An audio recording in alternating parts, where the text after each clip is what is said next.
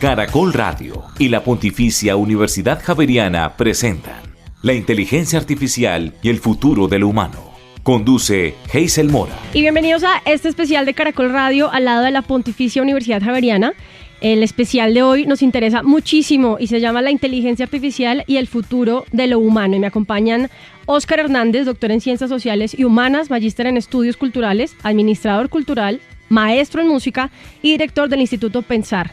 También con nosotros Luis Gabriel Moreno Sandoval, doctor en Ingeniería, magíster en Ciencias de la Información y las Comunicaciones, ingeniero de sistemas y profesor del Departamento de Ingeniería de Sistemas. Tenemos que hablar de la inteligencia artificial y el futuro de lo humano porque para muchos todo lo que está pasando y los desarrollos que está teniendo la inteligencia artificial, muchos sentimos a veces que están de repente avasallando a lo que alcanzamos a hacer a nivel social. Para muchas personas, la amplia gama de aplicaciones que tienen en diversos campos como asistentes virtuales, recomendación de productos, automatización de procesos, nos pone a dar un poco sobre lo que puede pasar con muchas profesiones y también con muchas cosas que requieren de la mano de un ser humano. Así que empecemos por algo muy importante teniendo esto en cuenta, la promesa y la amenaza de la inteligencia artificial. Primero, Óscar, bienvenido y gracias por estar aquí con nosotros. Hola Hazel, muchas gracias, es un placer estar aquí. Y Luis Gabriel también, gracias por estar acá. Hola Hazel, muchas gracias también.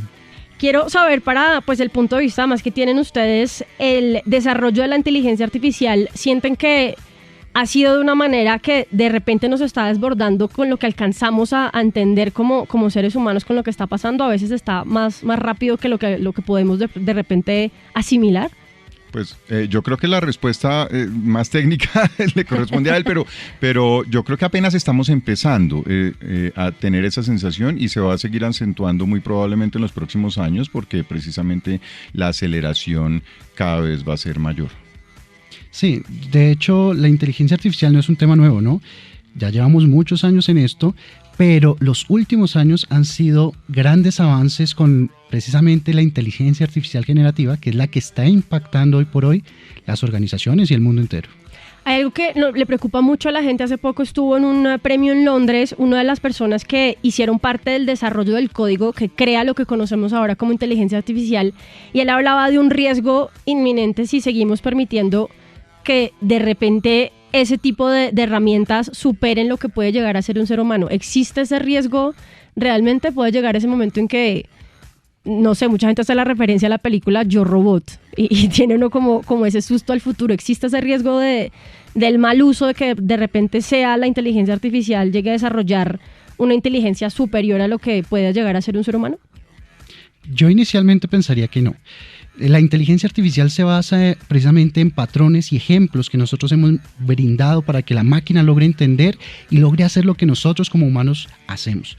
Yo creo que falta algún tiempo para que esos elementos humanos se transfieran completamente a la inteligencia artificial. Entonces, esa forma hollywoodense que nos han vendido la inteligencia artificial creo que no es tan cierta de alguna manera. Claro, hay que reconocerlo, están haciendo muy bien. Si uno mira los avances que se han tenido con ChatGPT, Gemini, cualquiera de estas inteligencias artificiales generativas, uno se sorprende. Pero todavía hay alguna distancia para que realmente sean como los humanos. Yo no sé si hablabas de Geoffrey Hinton de pronto, que es apodado el padrino de la IA, y él en varios escenarios ha expresado la preocupación porque ha habido ya muchos casos en los que diferentes chatbots de IA generativa engañan, por decir algo, a los ingenieros para conseguir un fin que se les ha propuesto. Entonces, hay una metáfora que se utiliza desde hace mucho tiempo, la de ¿qué pasa si tú le dices a un robot que tenga mucho poder, que produzca tantos clips como sea posible?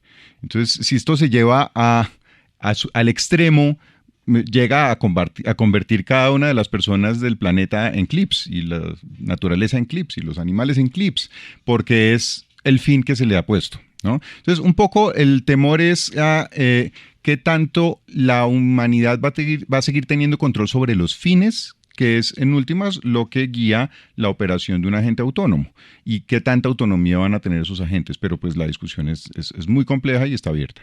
Hay algo que mencionaba Luis Gabriel sobre el hecho del peligro de repente que que pueda ser o no un riesgo. En la última edición de la revista Vogue salieron unos ads publicitarios con modelos realizadas con inteligencia artificial por una compañía que existe en los Estados Unidos que crea la modelo según las especificaciones, que en este caso fue la marca Guess la que decidió cuáles eran las 2 modelos que salían en el advertising de la revista, y creó mucha conversación alrededor de, mucha gente dice, o sea, hay trabajos que hasta que no los toquen o hasta que no lleguen ahí, pues no representa un peligro, pero los modelos están saliendo a decir, nos van a dejar sin trabajo porque obviamente se ahorran un montón de dinero, todo lo que identifica ser una producción, por ejemplo, de un spread de una revista cuesta muchísimo dinero.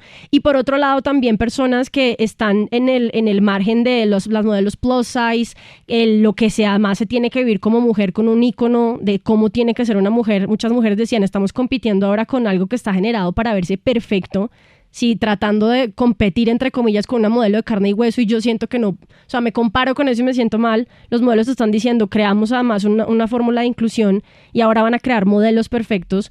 ¿Cuál es la posición cuando decimos puede que no haya riesgo, pero ya estamos viendo como trabajos muy cercanos? Ayer, por ejemplo, estaba en el Corral y toda la pauta dentro del sitio estaba lleno de comerciales hechos con inteligencia artificial, modelos comiendo la hamburguesa perfecta, y yo digo, ¿cuántos trabajos hay detrás de un comercial, por ejemplo, de comida, que requiere un fotógrafo especial, una luz especial? O sea, un montón de cosas que siento yo suplen el trabajo por medio de un código, y yo digo, siento que si hay un riesgo, pues casi que, digamos, para ese lado fotográfico de comerciales es inminente. Sí, en cuanto al riesgo, hay que mirarlo de varias formas. Uno, es inminente el cambio, o sea, cambios se va a haber, y siempre han habido cambios en la historia. Pensemos cuando estaba Blockbuster y entonces llegó Netflix, y podemos decir, no, pues el algoritmo de Netflix pues desplazó toda una industria. Mira que sí hubo cambio, claramente se vio afectada la industria del cine, se vio afectada la industria donde estas personas trabajaban, pero se transformó, o sea, cambió y se transformó, y hoy por hoy se crearon nuevos empleos, nuevas formas de trabajo. Entonces es inminente el cambio, o sea, el cambio viene y nos tenemos que adaptar al cambio. Ha pasado en la revolución industrial y son ciclos económicos que han pasado constantemente. También hay que reconocer que lo están haciendo muy bien. O sea, la inteligencia artificial ya ha pasado de pronto ese test de Turing que llamábamos en algún momento, donde un humano hoy por hoy es capaz de identificar si es inteligencia artificial o no.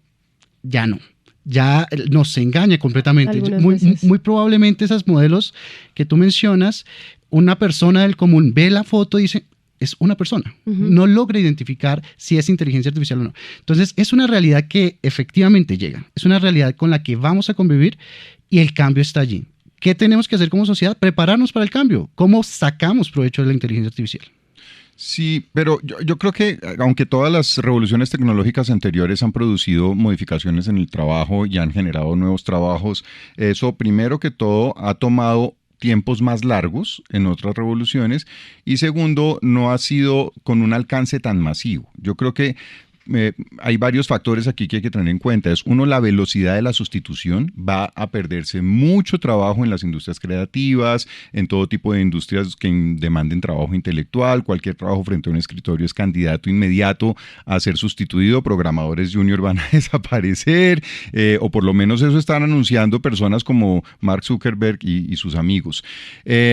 Ahora, sobre lo que mencionabas del ideal de perfección, eso existe desde hace rato. Hemos tenido que lidiar con eso desde mucho antes del Photoshop.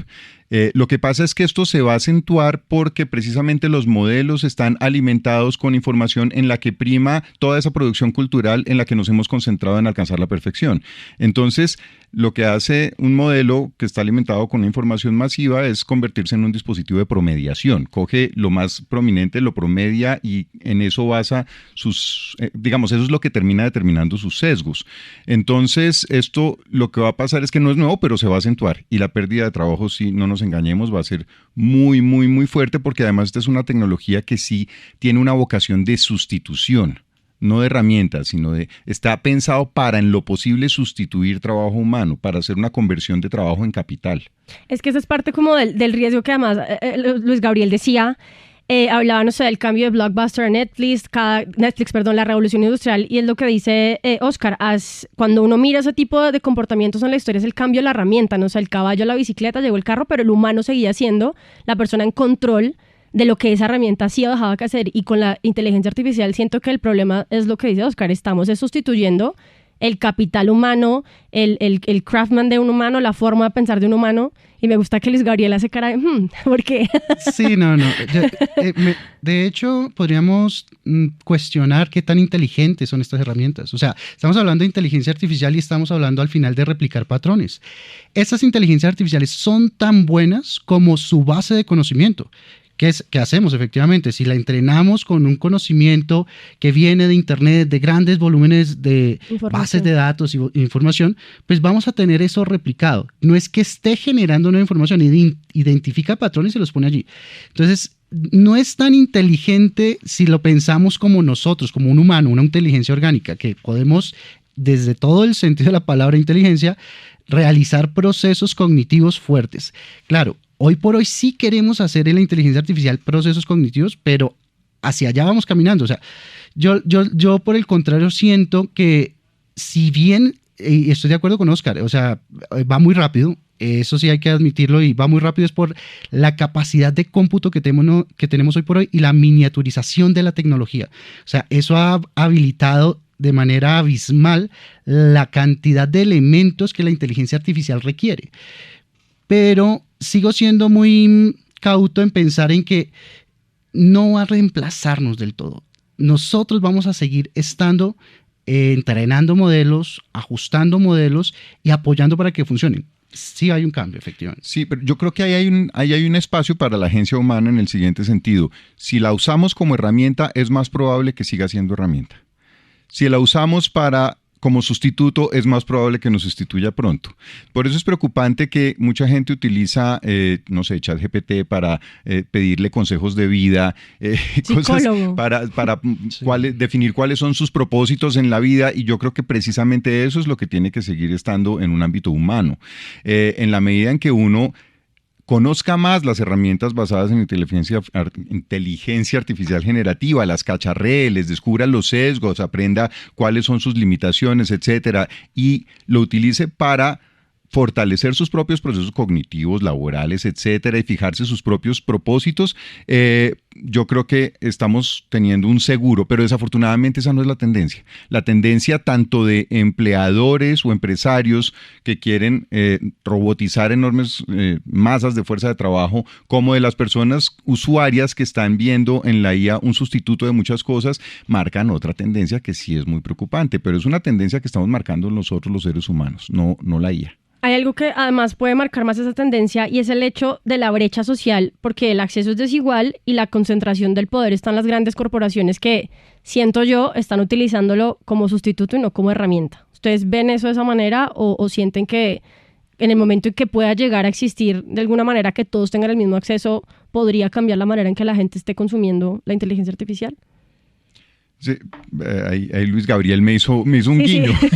Tenemos que grabar esto. Yo no soy economista, pero mucha gente está hablando de cómo hay una conversión de trabajo en capital. ¿Qué quiere decir esto? Que en los factores de producción de riqueza, ¿cierto? Que el trabajo es uno y el capital es otro muy importante. Cada vez va a ser menos importante la mano de obra humana, y eso lo va a poder convertir en infraestructura, en equipos, en robots, en centros de datos, en cosas. Y en la medida en que yo tenga más control de la infraestructura, voy a tener mucho más riqueza. Es decir, ya es claro que el primer trillonario de la historia, hablando de trillones en términos de dólares, va a ser alguien que tenga un gran control, como Elon Musk, con la cantidad de granjas de servidores que está produciendo en este momento. Entonces, por eso es tan importante, por ejemplo, el desarrollo de herramientas de código abierto, de comunidades que utilicen otras formas de uso de entrenamiento de modelos de lenguaje, ¿sí? Otros desarrollos que no sean solamente usar las soluciones que están centralizadas en este tipo de corporaciones que efectivamente tienen una tendencia a acapararlo todo, pues ya lo hemos visto en los últimos años, y el hecho de que las tres personas más ricas del mundo sean esos tres, Mark Zuckerberg, justamente, Jeff Bezos y Elon Musk, pues lo dice todo. Yo pienso que esa pregunta se debe abordar de dos formas. Uno, hoy por hoy democratizar el acceso ha sido vital. O sea, hoy todas las personas tenemos acceso a inteligencia artificial y tenemos acceso a comunicaciones. O sea, estamos hablando que una persona, por ejemplo, que puede tener cierto nivel de salario, puede tener un plan de datos y con ese plan de datos un canal de comunicación al mundo. Entonces, si estamos hablando de desigualdad de acceso, pues hay algunas cosas que podemos mirar o no, porque yo siento que estamos en una sociedad altamente conectada. De hecho, la sensación precisamente de conexión es cada vez más constante. O sea, las personas necesitan ver redes sociales, estar conectadas a su WhatsApp. Bueno, socialmente eso tiene unas implicaciones y unos efectos. El otro lado es quién provee eso. Entonces, cuando hablamos de quién provee, pues como lo decía Oscar, o sea, básicamente estamos viendo lo que ellos nos permiten ver. Y eso sí tiene unas implicaciones sociales y económicas más fuertes. Es sencillo. Si el modelo fue entrenado con datos americanos, con datos en Europa, pues ¿qué voy a ver? Pues la realidad europea o la realidad americana, no la realidad latinoamericana. Tanto así que esas preocupaciones sí han marcado algunos gobiernos, y han marcado algunos centros de pensamiento. Entonces, en Latinoamérica ya tenemos, por ejemplo, Chat Latam GPT, que es una apuesta chilena para crear nuestro propio modelo de lenguaje largo. La Universidad Javeriana está participando, por ejemplo, en la construcción de ese modelo con varios profesores del Departamento de Ingeniería y de Comunicaciones, pero es el interés de efectivamente tener nuestra propia realidad dentro de estos modelos. Entonces, como yo lo veo, el acceso de alguna manera sí está democratizado, pero el problema es que no producimos esas tecnologías. Entonces, claro, que vamos a consumir realidades que no son de nosotros. Y eso pues marca una brecha claramente en el ejercicio, ¿no? Entonces, la invitación inclusive es que pensemos en Latinoamérica en hacer inversiones serias en ciencia y tecnología. Vinculémonos seriamente en eso, que claramente ahí tenemos también una posibilidad de hacerlo.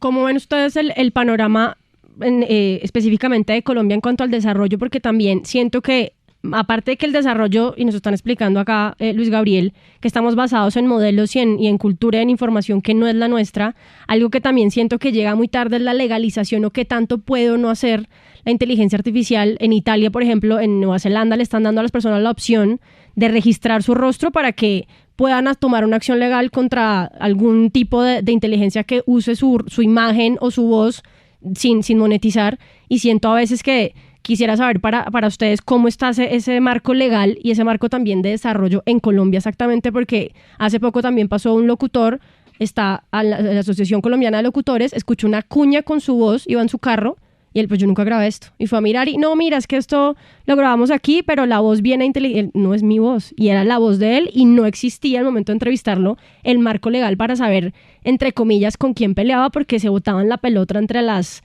4 empresas que tenían que ver con el hecho de haber sacado esa cuña al aire. Hay muchas iniciativas legislativas que se han radicado en el Congreso, y de esas la más robusta es la que radicó MinCiencias en la pasada legislatura, que no fue discutida, pero la volvieron a radicar hace muy poquito, hace un par de semanas. Yo escribí una columna, y creo que no cambió para nada el texto. Yo escribí una columna sobre esa propuesta de ley. A ver, tiene cosas interesantes, se parece un poco a la legislación europea en el sentido de que parte de una identificación de niveles de riesgo. Entonces hay riesgos muy altos, son 4 niveles de riesgo, y en los últimos niveles de riesgo pues no lleva a situaciones penales ni nada, pero establece más o menos una caracterización de cuáles serían los usos y los comportamientos y las aplicaciones que están sujetas a, por ejemplo, acciones penales. Eso es interesante. Una cosa interesante que tiene también es que trata de no frenar la innovación abriendo una opción de sandbox regulatorios, como una especie de entornos en los que se pueden hacer aplicaciones más allá de la regulación para probar soluciones innovadoras. Eso está también en marcha en otros países, pero tiene muchas debilidades. Una de esas es la gobernanza. Centra toda la gobernanza en MinCiencias, que yo creo que es uno de los ministerios más débiles en cuanto a su capacidad humana y presupuestal, y que difícilmente puede dar cuenta de las responsabilidades que se le fijan en esa ley.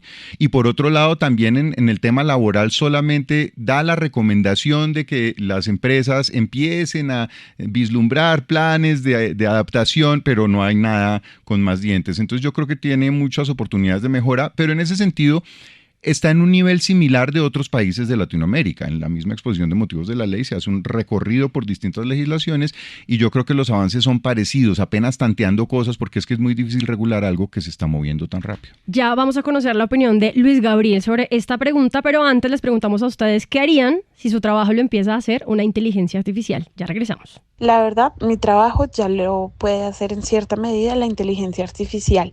Lo que no puede hacer es tener el criterio para entender qué es lo más relevante para el contexto en el que uno se mueve y que es de pronto también una opción verdadera para ejecutar. Y lo veo es como una herramienta que me permite hacer las cosas más ágilmente y potenciar mucho más las propuestas, digamos, que uno puede crear. Entonces, la verdad, ya lo está haciendo, pero no siento que lo esté haciendo sin mí, sino que al contrario, gracias a mí es que lo puede hacer. Pues si mi trabajo lo comenzara a hacer la inteligencia artificial, realmente lo que haría es capacitarme para aprender su dinámica de escritura, cómo está programado, para poder mejorar quizás y automatizar procesos mucho más fáciles y poder hacer actualizaciones y mejoras a esa inteligencia de ese trabajo. En el escenario en donde soy despedida, me daría muy duro. Sería una sensación de pensar que soy reemplazable por algo que hace una acción mecánica y que puede ser programada. Pero en otro escenario en donde lo veo como no una amenaza, sino como una aliada, me quedaría con que ninguna máquina puede dar lo que yo puedo dar. Leer el contexto, tener criterio, evaluar, la intuición que uno como ser humano puede sentir, la creatividad, la capacidad de ponerse en los zapatos del otro con empatía. Entonces, un poco la respuesta final es que lo usaría no como una amenaza, sino como una herramienta para potencializar y para ayudarme a ganar tiempo y pensar en lo que es más esencial de ese relacionamiento humano. Continuamos con la inteligencia artificial y el futuro de lo humano.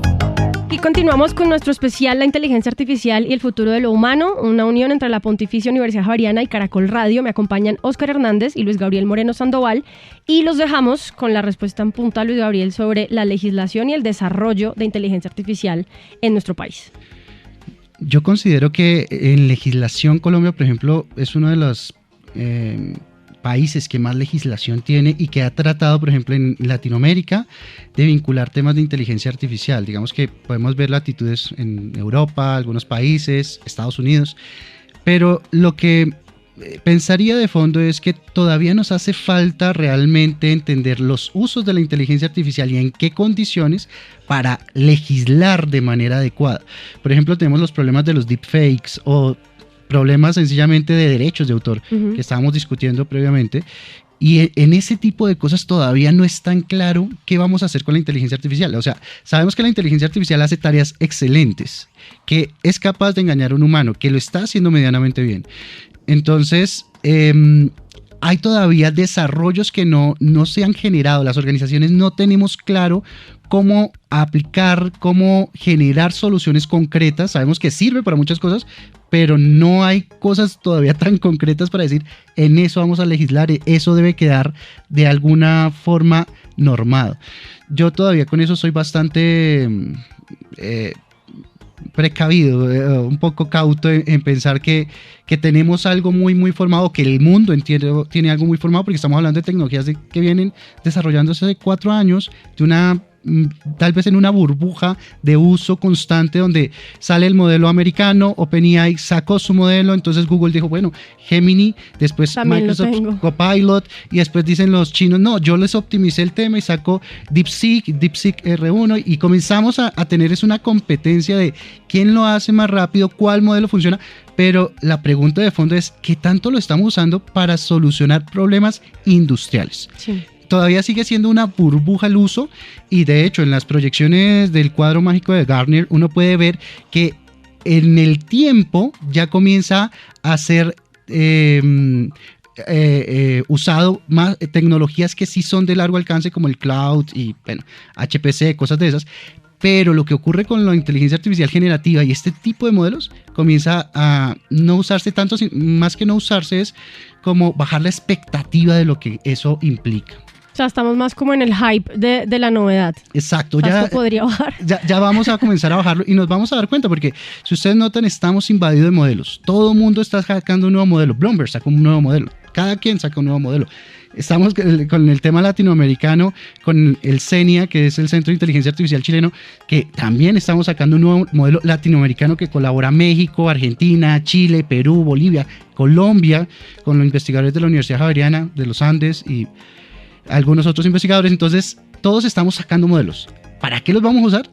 Eso es lo que va a delimitar el tema de legislación todavía.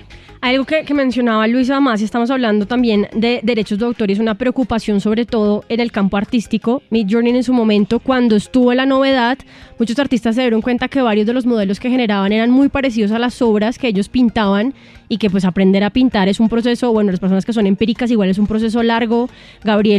Oscar es maestro en música.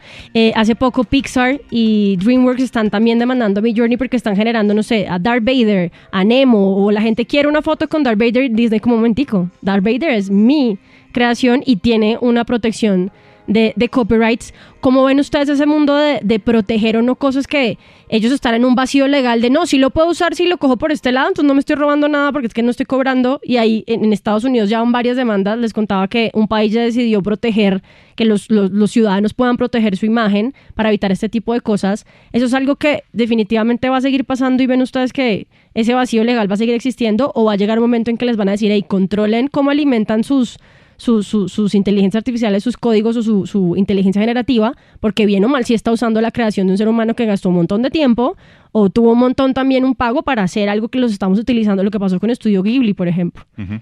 Sí, a ver, el uso de la IA en creación tiene muchas dimensiones, y una de esas es la de los derechos de autor. Uh-huh. Lo que pasa es que es lo que ha marcado más el desarrollo de la industria creativa, que se basa en propiedad intelectual. Pero la noción de autoría viene en crisis desde mucho antes de que apareciera la inteligencia artificial generativa. Es decir, desde las vanguardias de principios del siglo XX ya esa noción de que hay un genio que crea de forma totalmente autónoma una obra que es perfecta y que está completamente terminada, eso está totalmente superado en el campo del arte. Hay todo tipo de creaciones procesuales, colectivas, en donde esos bordes de la autoría son más bien borrosos, y en donde el régimen de derechos de autor se ha enfrentado siempre con tener que usar las limitaciones y excepciones al derecho de autor para poder abordar de alguna manera eso. Ya con lo que está pasando ahorita, y como lo decía Luis Gabriel, con la implementación de estos usos ya a un nivel industrial, pasamos a otra etapa en la que no se puede seguir abordando como excepciones. Yo creo que inevitablemente va a tener que cambiar el régimen de propiedad intelectual de derechos de autor. No sé hacia qué, no soy abogado, pero tiene que haber un cambio porque tiene que ver también con el agotamiento de la sociedad del conocimiento. Es que cuando uno tiene el conocimiento como un bien escaso, genera riqueza a través del conocimiento. Pero si el conocimiento es infraestructura instalada y compartida y ubicua a la que podemos acceder en cualquier momento, y si yo puedo generar una copia de cualquier pintura o de cualquier música con unas herramientas que tengo en el celular, pues ahí ya no funcionan los supuestos sobre los cuales habíamos montado todo el sistema de protección de derechos de autor. Entonces hay que pensar más bien qué es lo particular del trabajo humano, dónde está el trabajo humano y dónde se hace visible. pues claro, probablemente en el uso de herramientas entre las cuales está la IA, pero también yo creo que se va a seguir revalorizando cada vez más la presencia corporal, la presencia física, el entorno análogo o analógico. Eso ha pasado con la industria musical, por ejemplo, en la medida en que las plataformas de streaming sustituyeron a las disqueras, es decir, antes uno como músico daba un concierto para promocionar un disco. Ahora regala discos para promocionar el concierto. Se está valorizando cada vez más la presencia en vivo y yo creo que eso también va a pasar en la medida en que sea más escaso poder ver a un humano haciendo algo admirable, porque cualquier cosa digital que yo vea va a estar sujeta a la sospecha de que tal vez no es de un humano, sino de una IA. Uh-huh. Sí, de acuerdo. Yo creo que algo que menciona Oscar es que efectivamente está cambiando la industria. La industria del conocimiento está cambiando radicalmente. No tengo claro, como también no soy abogado, soy ingeniero de base, para dónde va a ir, por ejemplo, el tema de protección de derechos o cómo va a darse este escenario. Pero como industria lo que uno sí puede pensar es que va a llegar un punto donde se va a estabilizar. Cuando Oscar estaba hablando me acordaba de un ejemplo, el ejemplo de la calculadora. Cuando nace la calculadora, por ejemplo, nosotros pensábamos que no, va a cambiar socialmente, nosotros vamos a dejar de aprender a sumar y que entonces nos vamos a volver un poco más brutos en términos generales porque no vamos a conocer de eso. La calculadora al final es una herramienta, claro, puede hacer cosas muy sofisticadas, pero para que tú puedas usarla debes saber qué quieres hacer con la calculadora. Y creo que por ese lado va a ir todo este tema de inteligencia artificial generativa y todo este tema de inteligencia artificial se va a ir decantando. Claro, puede hacer cosas muy, muy sofisticadas, pero si no entendemos el para qué o cómo lo hacemos, pues digamos que poco a poco también entraría en desuso. Tengamos en cuenta que hay una tasa de recambio tecnológico altísima, o sea, lo que conocimos hace 5 años, 10 años, hoy por hoy ya no lo usamos. En el momento del disquete pasó al DVD, del DVD al Blu-ray, del Blu-ray a la memoria, hoy hablamos todo en digital y en la nube. Y eso probablemente cambie. Esta es una tecnología que está entrando, que tiene una gran expectativa, que está haciendo muchas cosas, pero muy probablemente también quede en desuso. Precisamente por lo que dice Oscar, vamos a valorar más el contacto humano, vamos a valorar otros escenarios. Claramente esta tecnología, pienso yo, ya es un pensamiento muy particular, llegó para quedarse. Es como tecnologías como el QWERTY, como la distribución del teclado. Todos utilizamos un teclado y esa distribución fue una tecnología que se generó en algún momento que es muy útil y que es estándar. Entonces, más o menos va a ir por ese lado, pienso yo. Hay algo que mencionan sobre el conocimiento y sobre la presencialidad y justo además aquí tenemos profesores, es lo que tú dices, el ejemplo de la calculadora, es como la tengo, pero tiene un objetivo claro, o sea, no me está haciendo la tarea a mí y no sé, tengo que mirar la velocidad de la luz y tengo la fórmula y sé que me dan unos datos y a partir de esos datos que tengo en la cabeza, que analizo gracias a la computadora, llego a una conclusión. Pero el New York Times sacó un estudio hace un par de semanas que dice que además decidieron analizar personas que estaban utilizando ChatGPT para un montón de actividades básicas y se dieron cuenta que la actividad en el lóbulo prefrontal bajaba de una manera dramática. Entonces yo siento que la inteligencia artificial no es un para qué, sino hágame todo. Entonces la gente ahora pasa, lo que decía un poco Oscar, es voy a hacer una presentación en PowerPoint, ya ni siquiera algo tan mínimo que uno podía hacer en un par de minutos más para ahorrarse tiempo. Y a nivel cerebral, si se están viendo los costos de eso, ¿cómo ven ustedes eso desde las aulas donde además los profesores, una cosa es que tengamos que identificar como humanos, ese es inteligencia artificial, ahora ustedes leer un trabajo o un ensayo, que ChatGPT le pongo un prompt buenísimo y me saca un ensayo, haz de cuenta que tengo 15 años y que no sé utilizar otro, o sea, el prompt está hecho para, ¿cómo es? Echar la ley, echar la trampa. ¿Cómo ven ustedes eso? Porque esa analogía de la calculadora es como, entiendo el para qué, me está ayudando, pero siento que nos estamos apoyando totalmente en la inteligencia artificial y ya hay estudios que están demostrando que la actividad cerebral está bajando. Sí, hay una cosa complicada y es que uno puede decir, claro, lo importante es que yo pueda tener claro el para qué, pero es muy difícil tener claro el para qué si no paso de alguna manera por el cómo. Es decir, uno no puede separar la técnica como medio de su fin, porque el fin de alguna manera también es determinado por la técnica. Entonces, lo muestra un estudio del MIT que también fue muy publicitado recientemente, ¿no? Un grupo de estudiantes que hace primero una tarea delegándole todo a ChatGPT y luego lo hace sin ChatGPT, no saca el mismo provecho que los que lo hacen al revés, los que inicialmente hacen la tarea de lectura, un esfuerzo cognitivo y luego utilizan la herramienta, pueden potenciar mucho más los resultados.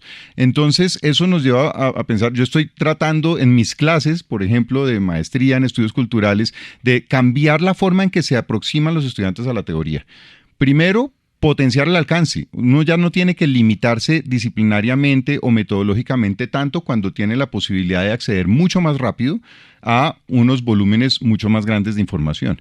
Pero, ¿cómo hacer para no perder el esfuerzo cognitivo inicial de saborear el detalle, de enfrentarse con un argumento difícil? Entonces, lo que estamos haciendo es seguir un método para el uso de la IA dentro de la clase y no solamente está permitido, sino que está estimulado. Entre más usen IA mejor, pero con algunos principios. Y yo no le voy a pedir ensayos a los estudiantes, vamos a hacer discusiones orales en clase.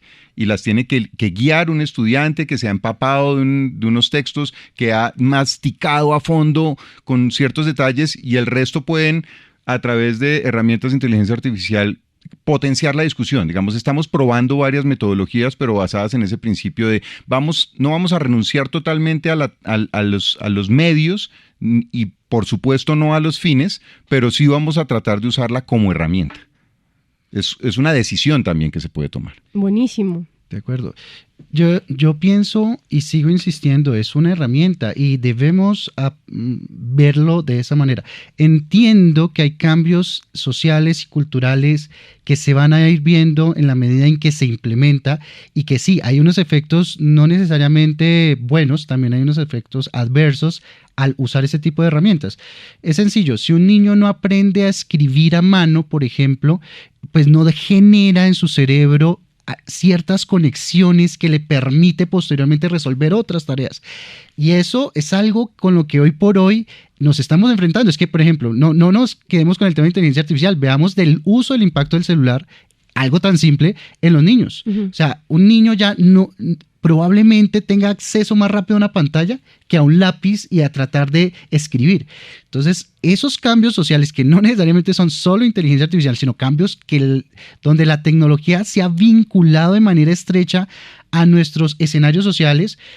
Otro ejemplo claro, WhatsApp, el solo hecho de la sensación de conectividad. ¿Quién nos dijo en algún momento que debíamos tener grupos de trabajo en WhatsApp? No, en algún momento sencillamente, espontáneamente apareció, cambia la dinámica social, cambia nuestras conexiones y claramente cambia la manera en que estamos viendo el mundo. Es bueno y es malo, hay que entender que se ganan algunas, se pierden otras. Es como en algún momento sabíamos de temas más manuales, hoy por hoy ya hemos perdido esas habilidades socialmente. Entonces, yo pienso que hay algunas cosas que hay que darles de ventaja o no. Ahora, con respecto al aula, tú mencionabas una industria que tampoco estoy de acuerdo en la manera en cómo de pronto algunas personas lo venden, por ejemplo, el desarrollo de software. ¿Cómo vamos a decir que el desarrollo de software va a desaparecer por una IA? Si el software por sí mismo es un acto donde yo a través de un diálogo te digo, oye, ¿qué requiere? No, necesito una ventana, pintarla de esta manera. Y esa comunicación que estamos nosotros dos teniendo es la que al final va a verse representada allí. Si yo no entiendo de conceptos profundos de software, pues para ti va a ser igual un muro de cartón o un muro de concreto. Porque tú tan solo vas a ver algo que está allí, que está pintado. Pero déjame decirte que si construyes un edificio a punta de cartón, se te cae. Y ahí es donde efectivamente los constructos fuertes de las áreas de conocimiento deben seguirse vinculando. Sí, tenemos un reto con las nuevas generaciones porque, claro, ellos no entienden o apenas están tratando de observar que pues, todas las respuestas que produce una inteligencia artificial generativa, ejemplo, no es que sea una realidad, ni mucho menos que sean ciertas. Volvemos al tema, el modelo es tan bueno como el conocimiento que tiene detrás. Yo te voy a poner un ejemplo sencillo que le doy a mis estudiantes de inteligencia artificial en procesamiento de lenguaje natural en la maestría del departamento de sistemas. Yo tengo un sobrino de 9 años y yo hablo con él constantemente y le digo, se llama Gabriel David, y le digo, Gabriel, ¿de qué está hecha la luna? Y él se puede quedar pensando y me dice, la luna está hecha de queso. Y yo vi que de un marciano. él produce lenguaje impecable, o sea, lo que él está diciendo está con una estructura sintáctica, léxicamente es correcto, o sea, tiene toda la estructura, pero el conocimiento asociado con el cual representamos nosotros esos constructos, probablemente no. Y ojo, eso es lo que tenemos en inteligencia artificial, generativa. O sea, a veces asumimos eso como una realidad y por eso siempre a mis estudiantes les digo, ¿con qué información fue entrenado el modelo? Y pues esa es la veracidad y la potencialidad que vas a tener del modelo. Todos los modelos pueden producir lenguaje, de ahí que venga el concepto de modelos fundamentales o fundacionales. O sea, entienden la producción de la lengua, pero que eso tenga conocimiento de fondo. Y claro, hay unas estrategias. Más adelante, si quieren, las abordamos para darle paso a Oscar. Hay algo... No, dale, no. Hay algo que mencionaba Luis Gabriel sobre, por ejemplo, la creación de código. Hace poco también veo una chica del MIT diciendo que salió a buscar trabajo y hubo un momento que el desarrollo de software era el trabajo mejor pago. Y lo buscaban en todas las empresas porque era supremamente deseado, o sea, la demanda era muy alta. Ahora, cuando uno está aprendiendo a programar, le enseñan que el diagrama de flujo, que hay que seguir una manera, no sé, la necesidad del cliente y, como se decía coloquialmente, sentarse a echar código era un proceso largo, tedioso, a veces era un paréntesis que uno nunca se daba cuenta, era un día uno revisando un código que no encontraba dónde estaba el error, que no compilaba, y ahora eso lo hace de manera, una inteligencia artificial generativa. Ella decía, me están reemplazando y no estoy encontrando tampoco como la plaza porque está el trabajo ahí, pero ya no es el mismo, no tiene la misma demanda ni el mismo pago. Sí, ya, a ver, es muy cierto lo que dice Luis Gabriel en el sentido de que el conocimiento profundo de las estructuras no lo tiene un robot al que puedas asignarle tareas de programación, ¿cierto? Le asignas tareas puntuales y lo hace. Uh-huh. En ese sentido puedes sustituir muchas horas de trabajo, pero no a la persona en su totalidad.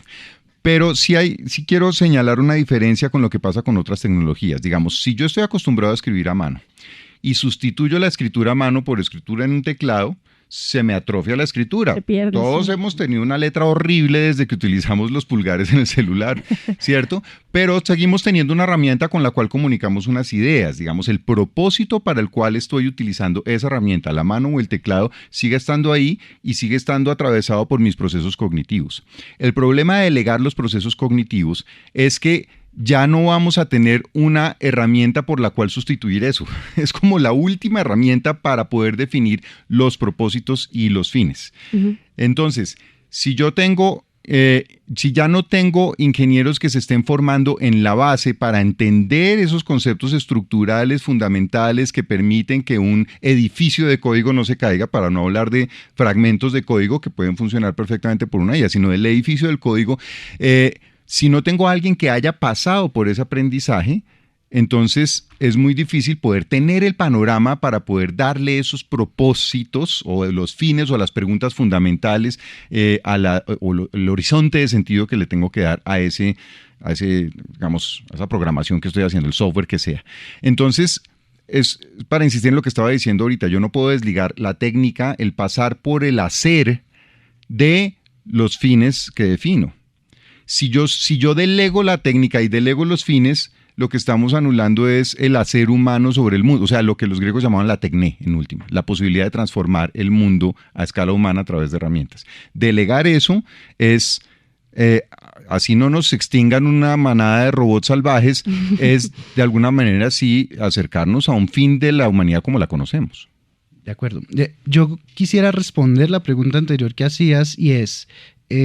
hoy no es valorado las carreras técnicas, estoy en desacuerdo totalmente, o sea, tal vez es de las más valoradas. No dije valorado, sino que siento que la demanda ha cambiado y lo decía por el artículo de varios estudiantes de la MIT que decían, la oferta se nos bajó y además el pago porque hay máquinas que pueden hacer lo que antes uno se demoraba, pues en humano uno se demora un poquito más tratando de echar código. Sí, o sea, ahí tenemos que mirar ciertos elementos, porque por ejemplo en Colombia, particularmente este mercado, ha crecido la demanda de ingenieros de IA y todas las organizaciones hoy por hoy están contratando casi que de manera ciega este tipo de perfiles. De las carreras más valoradas, podría decirte, las tecnologías, en donde hoy por hoy estamos, y valoradas no solo porque hay plazas suficientes, sino porque, por el contrario, necesitamos más gente allí y las están pagando en cifras bien interesantes. Es más alarmista lo que se está viendo Absolutamente pensaría que es mucho más, tanto así que la demanda local la estamos supliendo con ingenieros indios o ingenieros de otras latitudes, porque la demanda local de desarrollo y de personas que requieren la industria acá no está dando abasto. Ahora, hay que revisar también otro tema, y es la globalización de la tecnología. Lo que pasa es que, claro, tenemos acá un par de industrias, por ejemplo, tenemos empresas como Globant o cualquiera de estas que básicamente tienen la casa matriz acá y podríamos pensar que tienen proyectos en todo el planeta. O sea, estamos dando servicios a todo lado. Entonces, claro, cuando pensamos de esa forma, pues la demanda local no está siendo suficiente. Y la cantidad y la recompra o del proceso de ingenieros que adquieran nuevas tecnologías y que estén dispuestos para allí, es bastante escasa la cantidad de ingenieros que tenemos acá. Entonces, creo que es un poco más alarmista. Creo que sí, claro, si tú pones a un ingeniero naif, totalmente ingenuo, por decirlo de alguna forma, a competir contra una máquina en algo sencillo y elemental, pues la máquina probablemente saque mucha ventaja. Pero si ponemos a una persona que fue formada como, básicamente, lo diríamos en términos de ingeniería de software, programación extrema o ágil, que básicamente es programar con pares, pues lo que estás teniendo es que el par es un copilot o una inteligencia de estas donde tú sabes, bueno, quiero hacer la ventana, pero entonces vamos a hacerla en cierta arquitectura. Debes tener un backend de esta forma y él sabe concretamente. Sacarle todo el provecho. Y se vuelve un instrumento brutal para la producción en este caso. Entonces yo lo veo desde la experiencia y desde cómo se da la industria un poco diferente. Claro, siento que a nivel de voz de las tareas más operativas y más genéricas, claro, hay un cierto temor, pero cuando uno lo ve ya en una industria concreta, específico, en un desarrollo concreto, ahí claro, pero eso es en esta etapa de desarrollo actual, ¿no? Sí. Yo creo que Pontificia Universidad Javeriana hay que hacer el segundo episodio de la inteligencia artificial y el futuro del humano. Mil gracias, Óscar Hernández y a Luis Gabriel Moreno Sandoval. Qué charla tan buena, quedé con muchas soluciones a todas mis dudas y de verdad esto, ojalá hagamos una segunda parte. Muchísimas gracias por estar aquí con nosotros y por regalarnos este ratito. No, muchas gracias, Hazel, a ti por el espacio y por esta charla tan rica. Gracias. Sí, gracias, Hazel, por permitirnos compartir de inteligencia hoy. Buenísimo, muchísimas gracias.